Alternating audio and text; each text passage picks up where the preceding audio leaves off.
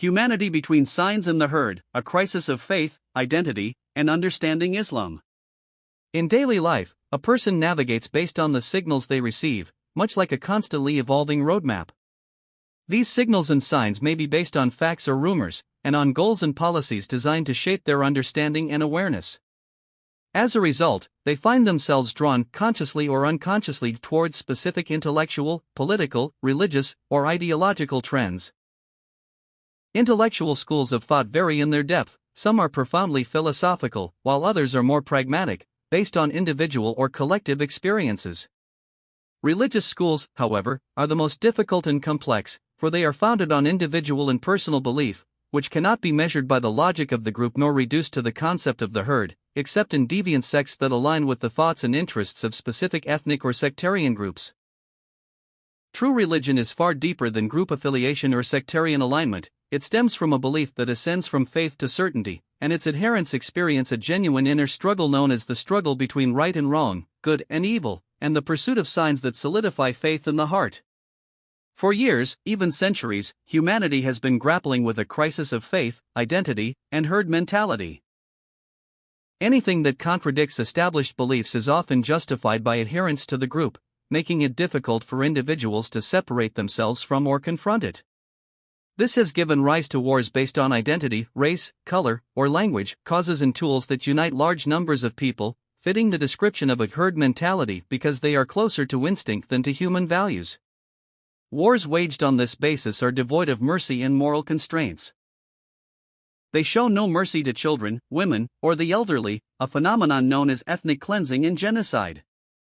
Herein lies the fundamental difference between those who follow the dictates and dogmas imposed by dominant powers, rendering them incapable of establishing their own personal moral code and preventing them from deviating from any of its laws, even those that contradict nature and justice, and those who submit themselves to the law of the God they worship, adhering to it even if treated differently.